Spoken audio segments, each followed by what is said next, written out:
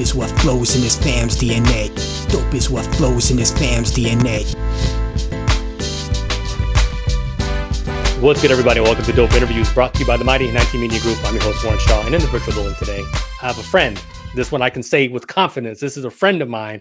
He's a well-known NFL journalist, chicken wing connoisseur, a lover of hip-hop and video games. My guy, Antwan Staley from the New York Daily News. Welcome to Dope Interviews, Antwan. Good to see you, family. It's good to see you too, man. I hadn't talked to you in a little while. It's been too long.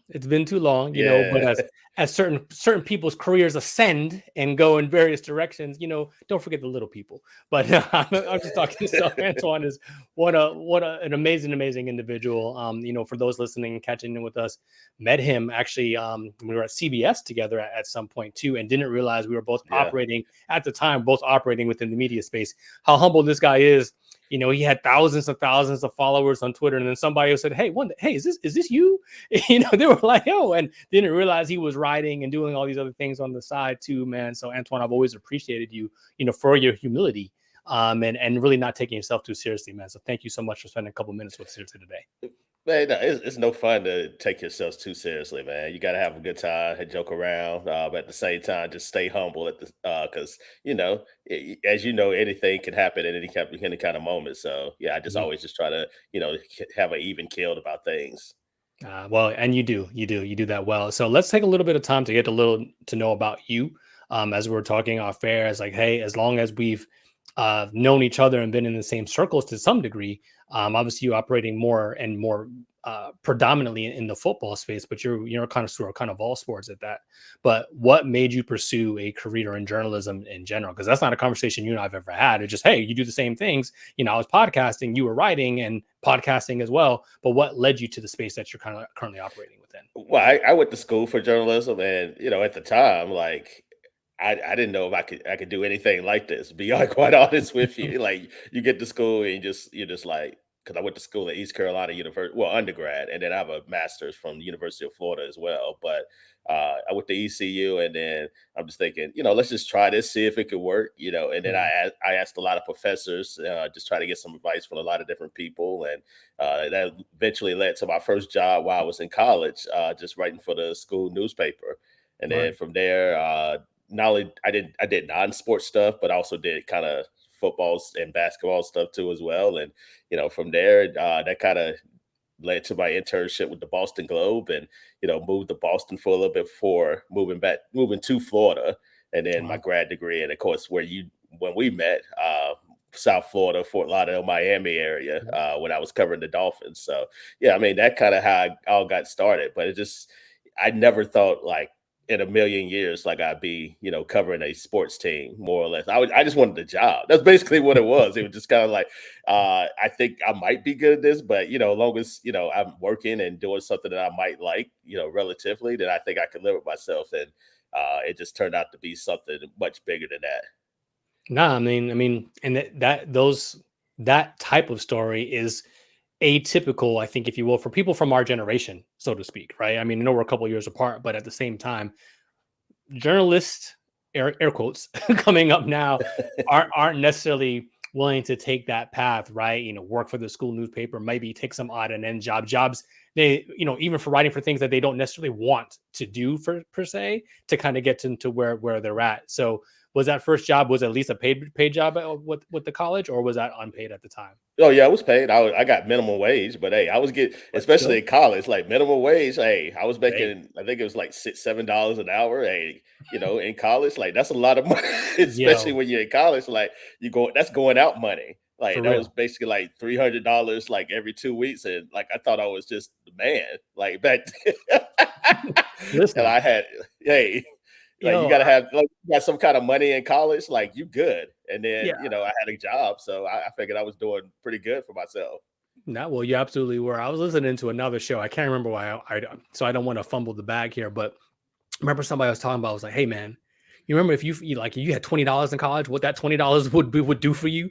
You know what I mean? Like you good for the next week and a half. You make that $20 stretch, bro. Like, dude, you had McDonald's too. Like they had the dollar menu. Like you get that. Like that's a meal. And then like even like value meals might have been like $4 or $5 at the time at most. So then you good. Like You you are good. like good for a little bit. So and then I had that some of that time I was living in the dorm too. So I had like the meal plan as well. So I had the Oh, yeah. card. So I didn't have to necessarily worry about food either. So yeah, I mean, I think just having that structure and this introduction to journalism really helped me because I knew how to write, but I didn't know how to structure, Mm, articles and stuff like that. You just need practice with it. And not to sound like I'm super old or anything like that. We certainly aren't. But I think what is lost, kind of what you're talking about, is just not wanting to have like just start at the bottom. Like I yeah. think many times, especially with social media, that I learn a lot of like a young journalist or up and coming journalists, they just want to instantly be on ESPN Yep. or TV, and I'm like, dude, I started like way at the bottom. Like I was willing to move anywhere. And like even like so recently, like I lived in Oregon for a year prior to taking this job, Wow. just because I thought it'd be in my best interest, and I mean, the job paid well. Some people wouldn't have done that at Right. all. So you got to be able to take those risks, and especially if you have a specific goal in mind. You got to be able to just say, you know what, sometimes you just got to live somewhere where you're unfamiliar territory. And I think that's kind of what's lost now, especially with the social media generation. Yeah, 1,000%. Because I think it's the aspect of pushing yourself out of the proverbial comfort zone, right? To learn and to grow. I mean, and that's really what college is. Like we are in a whole different bag right now than we're supposed to be. What we gonna stay here, right? Like when you go to college, for me, it is about is the degree is the degree. The piece of paper is the piece of paper, but it Right. really is about the experience of finding yourself and learning how to do different things as an adult. And then I think even as you're looking for what your career is going to be, sometimes you do need to move. Sometimes you do need to take a risk, so to speak, and go somewhere you're unfamiliar. So credit to you for taking some of those risks to chase the dream that you wanted to. And now, hey, look, you're in a spot that you ultimately always wanted to be. Before we Yeah. transition into that, even a little bit further, um, growing up, did you play sports? You know what I mean? So did you have the typical, hey, I wanted to be an athlete first, and then like, no, what? maybe this pen and the pad is where I need to be. Yeah, I actually played all different types of sports. I Yeah, played golfing. I worked on the golf team briefly at ECU, go. so that was pretty good. I wasn't nearly as good as some of the other guys, but just to be able to walk onto the golf team, like I mean, that's So pretty. you are an NCAA former athlete.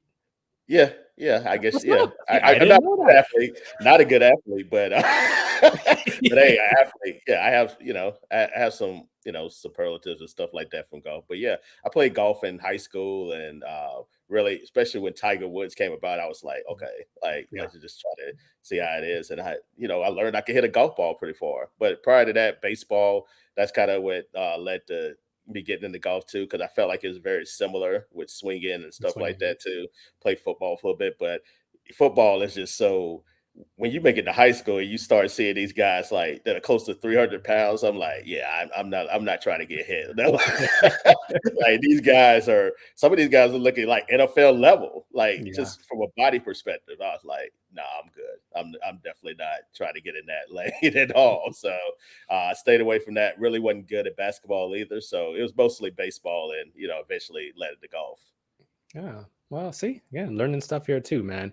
Did when you were writing though, going back to that from the ECU days, or your first actual job outside of college, what's a memorable story that you can remember as a journalist, whether that be what you wrote, how it was received, by the public, or maybe by the athletes in a sense that you're recovering. Like, what was your welcome to journalism moment, so to speak? Basically, I think it was just covering the ECU football team, and then just getting to know some of the players. And then, I remember once time, like the first time I went up to practice, and then just trying to, learn because I had no idea how it all worked out. Like you Mhm. just walk in, and all of a sudden now I'm supposed to write some kind of article based off of practice or talking or availability, and Mm. then just talking to some of the players, and then I forgot what specific question I had asked, but basically it was something about how this player, I can't remember the player's name, but basically just how he came to be, how what led him to choose ECU over, another school there. I think, some of North Carolina was looking at him or NC State. And then he kind of broke down and said that, his father was a, ECU alumni, and, he wanted to stay near the area, and, he loved the college, and it was just something dear to his heart. And then he actually got emotional about it. So at that point I was like, wow, okay, maybe I am, maybe this is what I'm supposed to be doing too. Cause you just have that moment where you're like, okay. I wanted to ask the question, but I never expected, the reaction that happened from there. So at that point I was like, okay, maybe, it is something to this. No, I mean, absolutely there is, right? And one of the reasons I'm not a journalist per se, but I've dabbled in the space, right?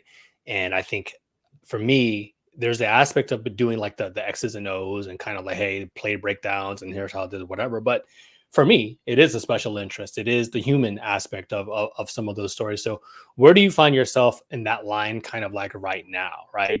I mean, there's stuff that your job is asking you to do, right? But where do you find the most joy? Is it kind of covering, hey, they whatever, like they messed up today, they didn't look good, and here's the reason why they didn't look good? Or is it kind of like, hey, you know what, that that third string lineman, and kind of understanding why he made the team? Where do you find the most amount of juice for your interest in telling these stories?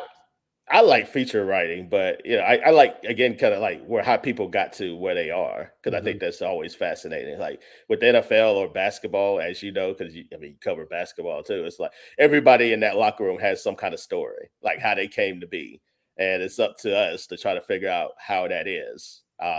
Some players are a little bit more open than others, but I think it's just fast. I just think it's fascinating. Just you can just walk into a player like, hey, how did you get into football? And then that brings up a story, and then they bring up people that helped them along the way. And, all of a sudden now you got some kind of feature that maybe somebody didn't know anything about. So yeah, it's easy. I think, I like doing this as the typical beat writing, stories, but I think the best stories are just, having those feature stories, just learning about a specific player or just a person in general. Like I think those make for the best stories, because we both grew up reading magazines and stuff like that. I know for me, like Sports Illustrated, I had Sports Illustrated for kids, and then that was just the feature stories in magazines were just always fascinating to me, even more so than just your typical day-to-day stories. I mean, those are cool too. I mean, obviously I write them as well, but Right. I just think that just finding out about particular people, and just even if it's something just quirky, just something like a hobby that they do, I think it's pretty cool. For somebody like you who's now very close to athletes, multi-million dollar athletes, and you touched on something that was very poignant for me growing up to, because like, well, how do you not just get the canned answer, right? How do you build rapport? And I think in obvious ways, sometimes it is like it just takes some time, right? But what do you do specifically where, or can you talk about a situation where somebody was really cold with you to begin with, and by the end of it, or even in the middle of it, you had a rapport where you were not necessarily getting exclusive, but you felt the iciness or the canned answers kind of going away from that athlete that you were covering? I think sometimes like athletes, especially when you're new, they tend to say, well, who the hell is this guy? Like they always try to figure out who the new guy is. And then, yeah, a lot of, especially a lot of athletes, so just people in general are very clingy or just kind of, standoffish. And then sometimes it just takes trust, like just over time, like they just begin to trust you. And then they see this type of work that you do. Also, I think, just during their interview, just a comfort level, making them feel comfortable that, Yeah.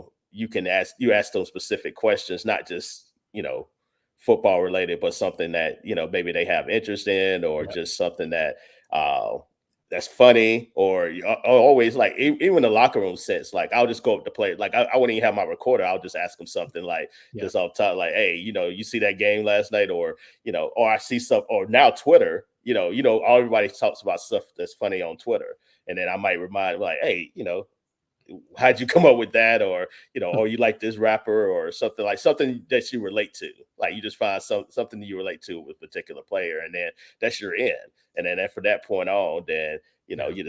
they just kind of cool with you. I know for me, I wear a lot of novelty t-shirts and then hats. Like, as you know, I wear a lot of hats and Yep. stuff like that. And then a lot of players see that, and then they kind of gravitate towards me doing that too as well. Like to the point where, I got coaches and players are giving me pounds in the locker room and stuff like that. Just Dope was hat, stuff dope. like Yeah, that yeah, too. yeah. Yeah, exactly. Or shoes and stuff like that too. So yeah, I mean anything works, But yeah, I just think they just have to have a certain level of comfort with you. That way, like they feel comfortable sharing some stuff, and also you won't go back and repeat every single thing that they say. And I think that's just a problem that some young journalists face, Mm. that just because a player says something don't necessarily mean you have to report it.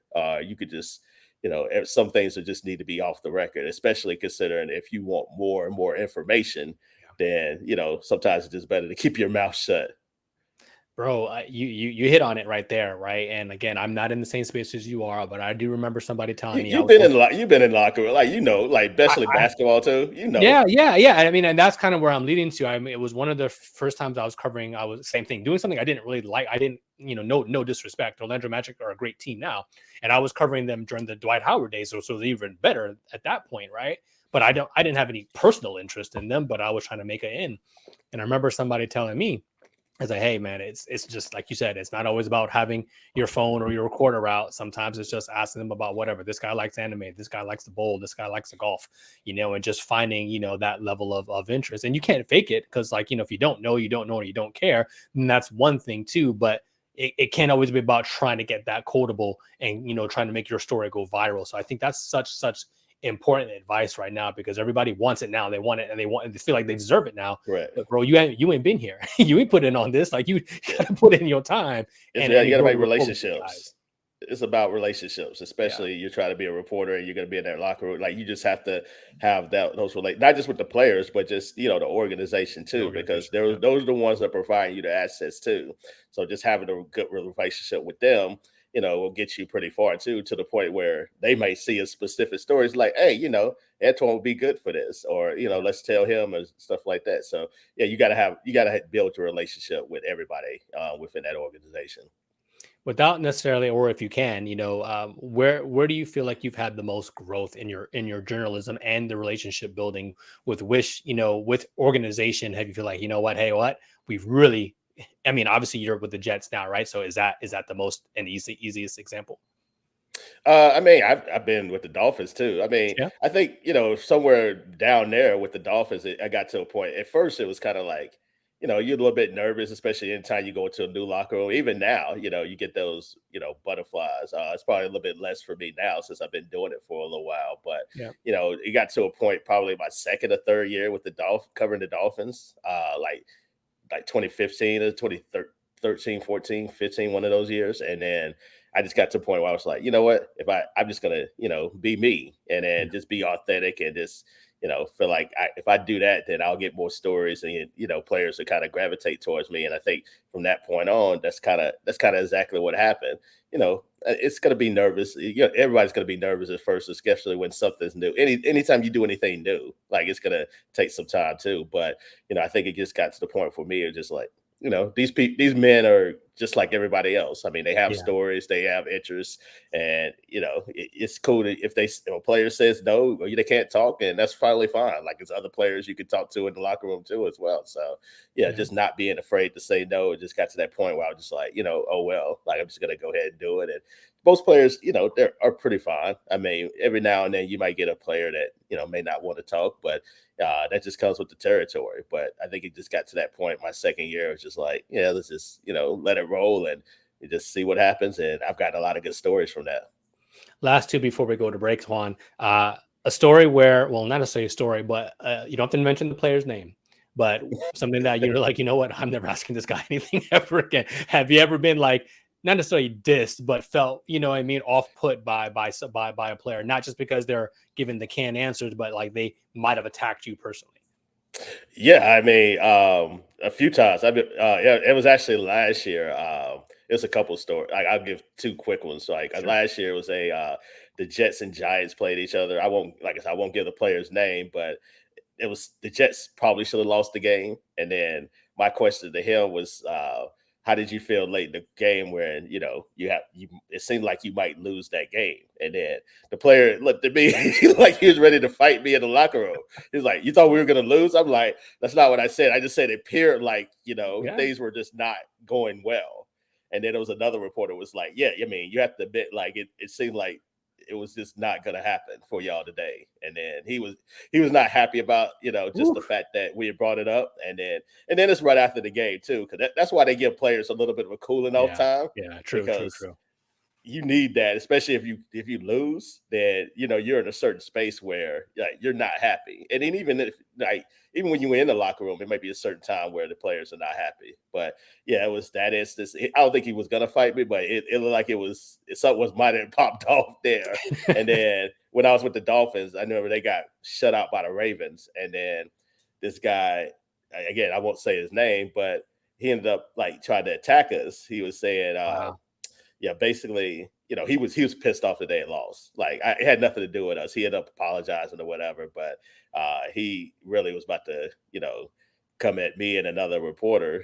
I didn't even ask the question. I was just standing next to the reporter. But yeah, he looked at me and he was ready to go, and I was like, yo, I'm not even trying to do this with you. I'm like, man, it's late. It was a Thursday night game too. I was like, it's late. Y'all, when you're in Baltimore, I know y'all got to fly back. I got to fly back too. I was like, yeah, none of us are trying to do this right now. So, but eventually we all made up and everything like that. But yeah, I mean, it gets intense this time, especially when you're on a losing team and it just continue to bump your head against the wall. It sucks though. Like I feel for the players, so you have to be sympathetic in that too. So, and they're human too; they make mistakes. So that's why, I don't sweat necessarily stuff like that. It happens. No, it absolutely does, man. I think those are great stories, and they're very real stories. We're chatting with the great Antwan Staley from the New York Daily News. Let's take a quick break, man. But make sure you follow Antwan at Antwan Staley, on his social media platforms. But let's take a quick break, y'all, and we'll be right back. Are you ready to amplify your fantasy sports game? PrizePicks is here to make your basketball season even more exhilarating. Imagine transforming a modest $10 entry into a staggering $1,000. Whether you're rooting for basketball, baseball, or diving into the realm of esports, PrizePicks caters to all. If you're looking for promotions, PrizePicks has got you covered every week. From lowering select player stat projections on Tuesdays, which increases your chance of getting a win, to getting your entry fees back if you have a losing lineup on Fridays. I grew up playing baseball, and I'm also enjoying the wave of excitement in the WNBA. You can be sure I'll be mixing and matching my picks from across leagues. Why wait? Get the PrizePicks app today and use the promo code CLNS to match your first deposit up to $100. Your selections can include projections like Jason Tatum for more than 10 rebounds, Luka Doncic for more than 29 points, Caitlin Clark for more than 3.5 3-pointers, and even Breanna Stewart for more than 23 points. Make sure to use the promo code CLNS for your deposit match. Let's conquer the fantasy sports world together. Pick more, pick less using the code CLNS at PrizePicks, and stick around for more insightful discussions right here on Dope Interviews. And we're back here on Dope Interviews with Antwan Staley from the New York Daily News, covers the New York Jets. Twan, so you've been with them now about a year, right? This is the second season covering them? Third season going. I came in 22, so this will be my third season covering the Jets, second year working for the Daily News. All right, let me put some respect on your name. And in that same space, right? So what got you there, right? Because we talked about it on the first half of the show where you've taken a couple different jobs or whatever the case would be, but what drew you to the Jets job specifically? Well, I was living in Oregon, covering the University of Oregon, and then I knew I wanted to get back into the NFL, and I knew I didn't want to stay in Oregon forever. No disrespect to Oregon, it's a nice state. Nice, I just didn't see myself like being there for the rest of my career. So the job came up, and I applied for it, and then eventually I got an interview, and then like a month after I interviewed, they had offered me the job, and then I was like, yeah, I'm definitely gonna take it. So I ended up driving cross country, which I ended up driving cross country to go to Oregon to begin with. So I ended up driving all the way from Oregon. Well, I went to North Carolina, where I'm from originally, and then went from North Carolina to Jersey. But yeah, I mean, it was a great opportunity. Obviously, Aaron Rodgers wasn't there at the time, so it just. But I just thought that being in the New York market, it'd be somewhere that could promote my career, and then be in a space where good things might happen down the line. Because when you're in the New York market, then a lot of people know your name, especially in those spaces too. ESPN is close by there, and then you just never know what may happen from there. So yeah, I thought it'd be a great opportunity just to get back into the NFL, and obviously the Jets play the Dolphins regularly, so obviously familiarity there too as well. Yeah. So we're all around. I just thought it was a good situation for me. Where do you think, or no, actually not where do you think, what has been to date, your most memorable moment, in this space, aggregator picking you up, ESPN saying, hey, you know what, from, Jets beat writer Staley, or from when you were the Dolphins time or whatever, what's been the highlight of your career today so far? Ooh, that's a tough question. From a coverage from year to year standpoint, I don't have many because the teams I've been on haven't been very good. But from a career standpoint, I've covered a few Super Bowls there. I think Yeah. the last one I covered was Chiefs 49ers in Miami. But yeah, covering just been out there in Santa Clara for Super Bowl 50. Also another. I'm trying to think of another one. I think I covered like 3 or 4 Super Bowls, which I think was pretty cool there. Just Sweet. not they wasn't the teams that I was covering at the time with the Dolphins and Jets, but just being there in Super Bowl, especially when realizing like you're a kid watching the Super Bowl, and then all of a sudden You're there. now you're the Yeah. grown adult actually covering it. It's just something I couldn't just fathom like ever. So I think that was just kind of the peak moment for me. Was like, yeah, I've kind of arrived just covering the Super Bowl and actually, doing it in that space. Yeah, that meant a lot to me. That's why I respect you, brother. Like seriously, because you haven't lost like that childlike exuberance for the game, and understanding like, hey, you maybe not people didn't think you would be here, but you are here now too. So you still can appreciate it as where, again, I'm not trying to bag on not older or younger generation, but there's some people in Yeah. general who just feel entitled. And you know what, Yes. like they don't understand the aspect of like how big, what type of event this is, like JC would say, right? Like this Dude, is a serious situation. I'll tell you something real quick to that. I remember just first when I first started covering the Dolphins, and then I met Dan Marino like the first day I started covering them, and I was like, and I instantly went back to my childhood, and I was thinking, man, I used to watch this dude in my pajamas and underwear back when I was a kid, and now I'm sitting here shaking his hand, having the conversation. Like, yeah, I mean, you got to be able to appreciate moments like that, but also have that perspective too. Like, Respect. it's Yeah. a Yeah. big deal. But yeah, I Yeah. was like, that's exactly what through my mind. I was like, yeah, this is like so unreal right now. Trust me. I've had a couple of those moments today, and not that you're awestruck per se, but you're cognizant of like, damn, like this is crazy, like this is cool, and you respect it. So, Yeah, I'm glad that's happened for I've you. had a So, few moments like that too throughout the course. Like I met Magic Johnson. I met Magic Johnson once. That was another moment. I was like, yo, this dude. nice. I had a poster in my wall of Magic Johnson when I was a Yeah, kid. So I was like, yeah. yo, this is pretty ill. Nah, yeah, yeah, it definitely takes you back a little bit. So, as you bring up Magic, talk a little bit something about him. So, I'm a basketball guy, as we've been discussing. So, what can my NBA do to get, or what can any other sport do to get on the level of the magnetism that is the NFL? NBA, MLB, hockey, like nobody is capturing the magic that the NFL is. Like, what is it about football that just has America's attention and just captivated in the way that it does?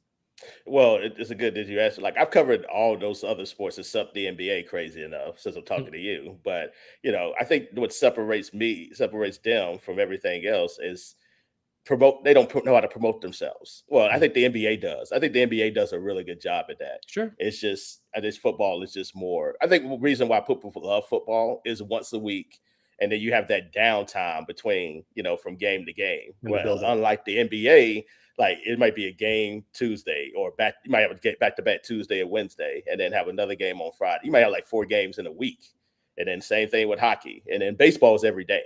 So basically, yeah, you kind of get people get fatigued. Like you're not gonna sit. You have to be crazy as hell to watch. I love baseball, but 162 get like every night watching Nah. baseball, like you gotta be sick. Like I usually watch about 100 games of baseball each year, which I think is good. That's Like a lot. especially, yeah, I think that's a lot. But 162, like that's a lot. That's a lot. But I think what people love football again, like Sunday, Monday, and then now you got all these primetime games, but it's like selective days. And I think the NFL has to be careful not to oversaturate itself too. And I think we're kind of at that point where you got games on Christmas Day on a Wednesday. Yeah, I think like you don't want to get away from what made you popular in the first place. You don't need to have games every day. Just having I think Thursday, Sunday, Monday is great. Like that's it. Like that's all you really need. Anything else, I think it gets oversaturated. Antwan, no hate, maybe a little bit of hate, but I feel like I was like the NFL purposely saw Christmas as like, nah, we coming for that. We're going to infringe on that because Exactly. usually that's NBA time, and NFL was like, Yes. nah, let's go ahead and see if we can get a piece of that too. I was like, damn, bro, Like, But can my we have a thing is, little you bit of couldn't fun? wait a year. Oh, they could have just not had a game on a Wednesday for 1 year, and then next year they had Thursday games.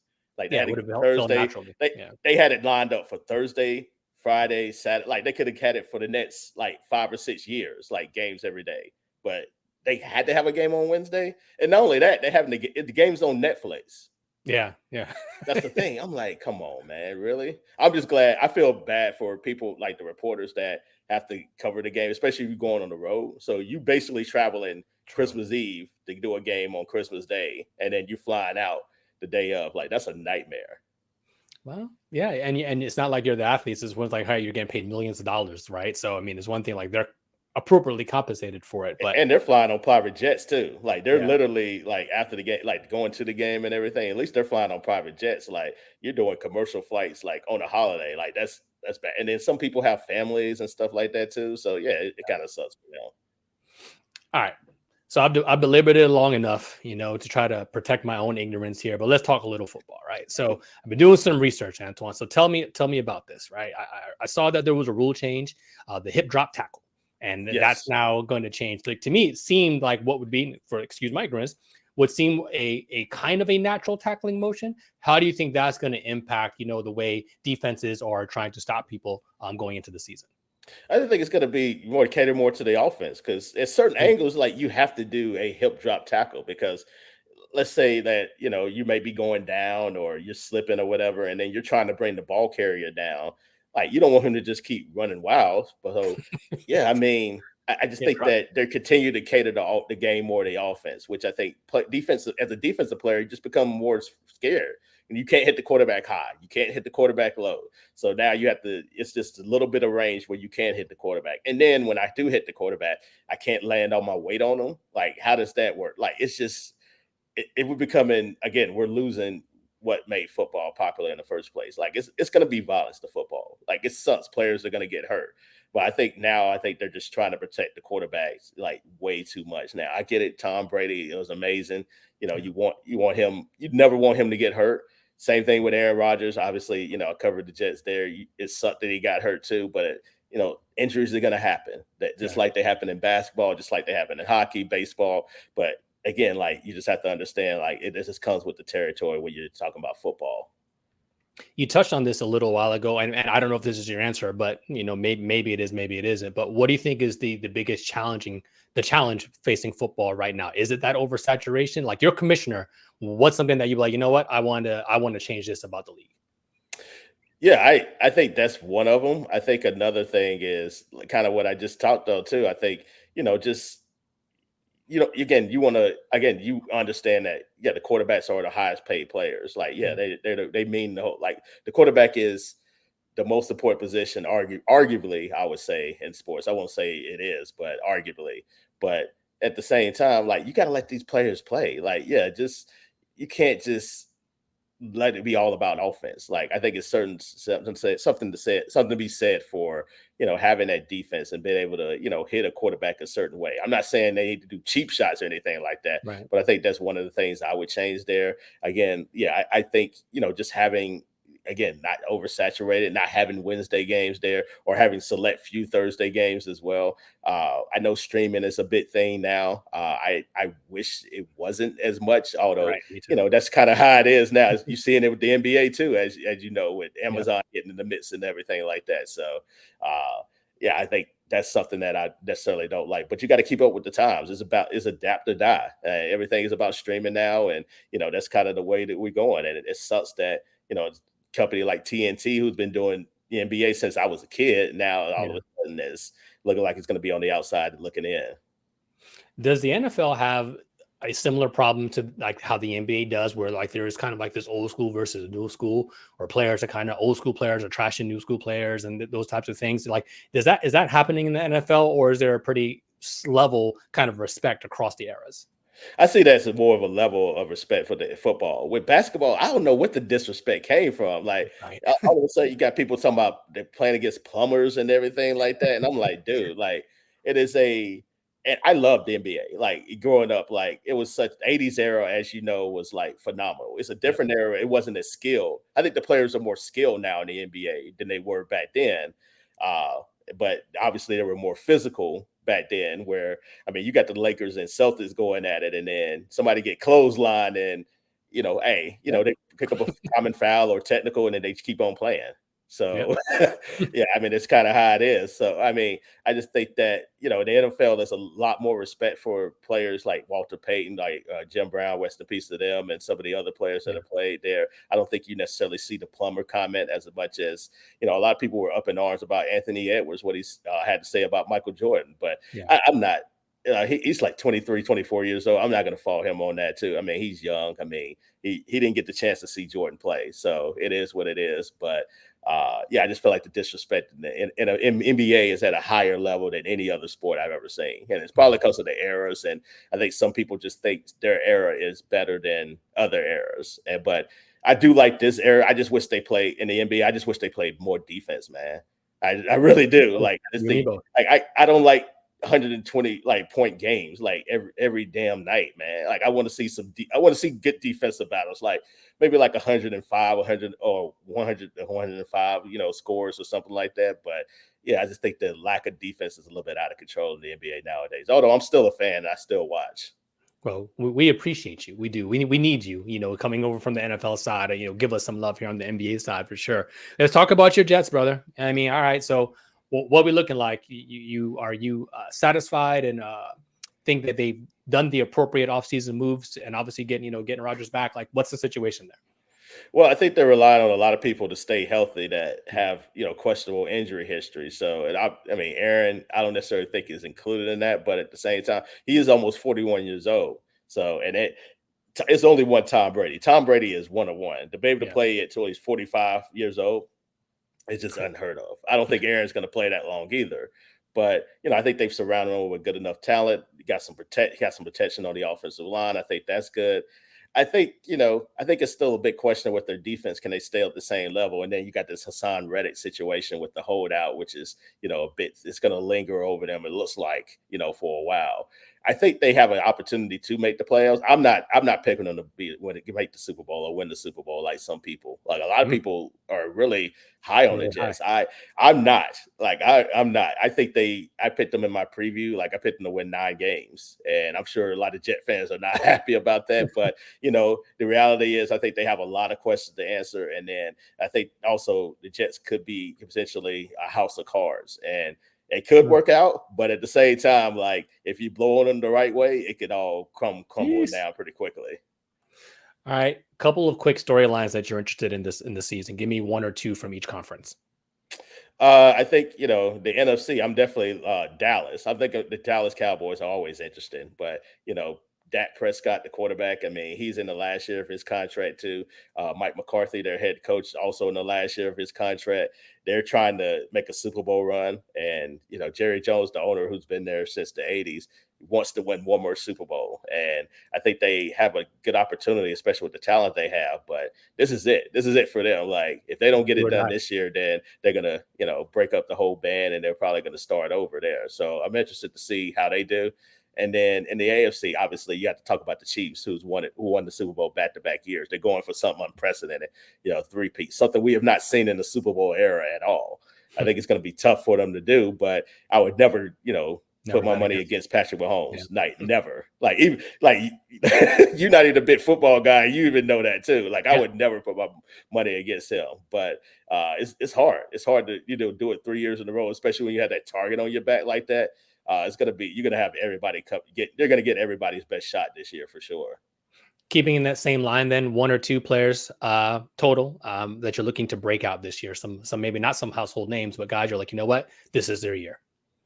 I think a guy like Bijan Robinson from Atlanta. I think the Falcons, are going to be really good too. They got Kirk Cousins, who came over from Minnesota there. Mm-hmm. I think the Falcons have a chance to not necessarily get the Super Bowl, but be a really good offense. And the Raheem Morris, who I think it got shafted when he was at Tampa Bay before. A lot of people talked about should he get another job? I know talk about him being a black man, or whatever, but I think he's a tremendous coach. I think he did a really good job with the Rams there, and I'm glad he's in a good situation with the Falcons where I think he's going to shine really well. So I'm looking at Bijan, and I think a guy like Josh Allen. I think Josh Allen with the Bills. I mean, he has the potential to win the MVP this year because I mean I know a lot of people are down against his Buffalo because of the people that they lost on defense, but offensively, I still think the Bills are going to be good, and I picked them to win the division. So I think anytime you have the best quarterback and the best coach in the division in the AFC East, like I'm going to go with that every time. So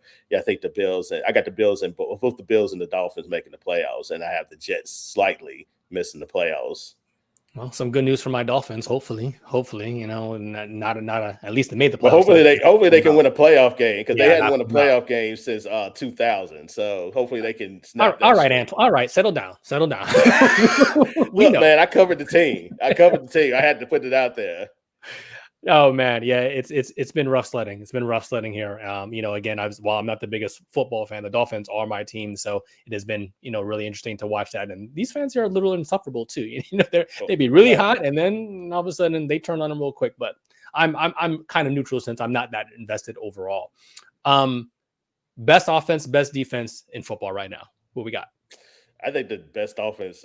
I think for me, the Dolphins. I mean, just kind of really. I think Tua. Yeah, I think Tua. I think first of all, it starts with Mike McDaniel, the coach. I mean, he's very innovative there. They do all these motions and everything like that to kind of confuse defenses. And I think Tua is playing at a really high level, so long as he stays healthy. If he can stay healthy, then they got a really good shot there. And they got two dynamic receivers in Tyreek Hill and Jalen Waddle as well. They just have to get the offensive line kind of cleaned up there. Still a bit of a question, but if they can get the ball to those playmakers, I mean, they led the league in total yardage last year. So I think they're going to be dynamic once again. I think defense, I think, the Cleveland Browns have a really good defense there. The 49ers, also another team. 49ers are one of my two teams to make the Super Bowl in my predictions. Yeah, I think those are the two teams I'm looking at on the defensive side of the ball. All right, well, let's go right into that. Your Super Bowl predictions, AFC and NFC. So you got the 49ers coming out NFC, and who from the AFC? I got the Bengals coming out the AFC. Ooh. And I have the Bengals winning it. Yeah, I have the Bengals winning the Super Bowl. All right, so I'm gonna go to my latest to my prize picks here and play some bets here. Antwan Staley said, the Cincinnati Bengals are your Super Bowl champions. So I'm gonna go ahead and see if I can get some props going on that joint right now. Last couple ones here outside of football, brother. Your favorite wing spot to watch? When you're watching the game, where do you get down on some chicken wings?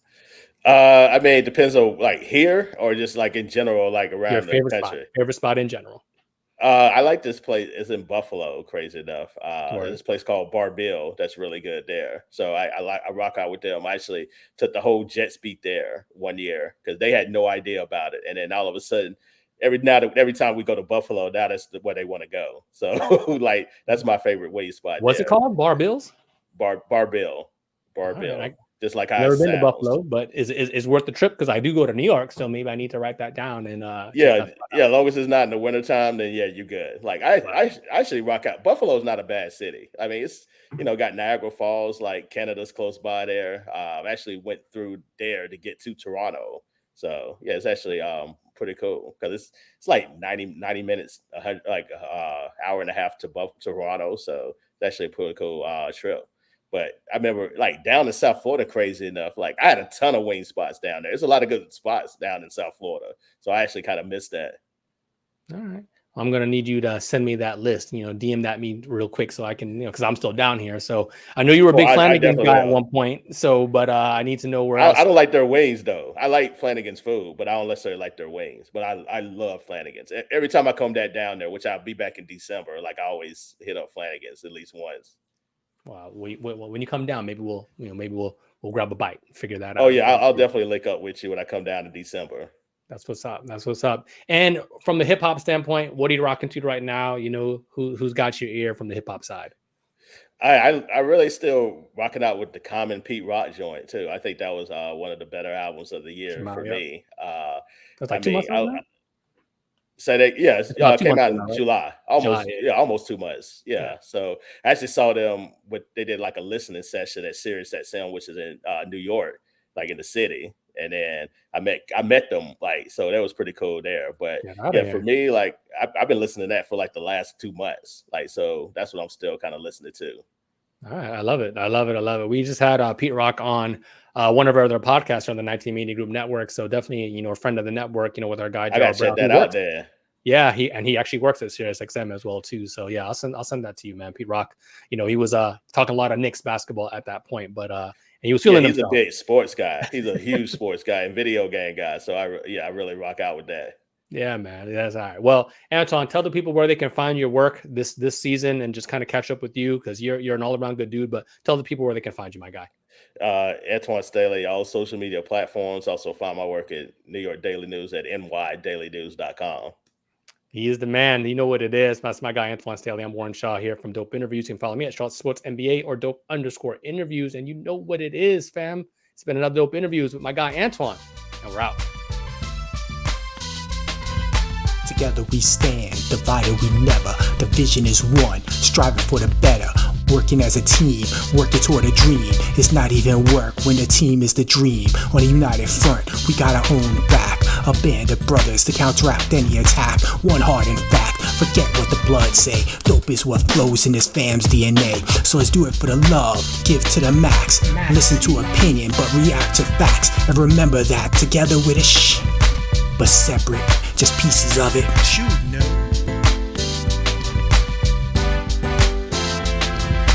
Dope is what flows in this fam's DNA. Dope is what flows in this fam's DNA.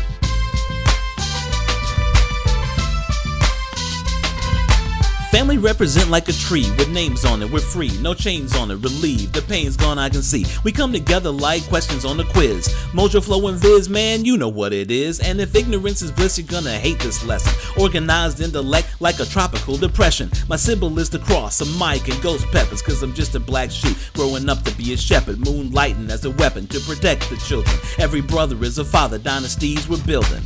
Max, J and K, Bay, and Isaiah, next level of the family foundation. Understand me?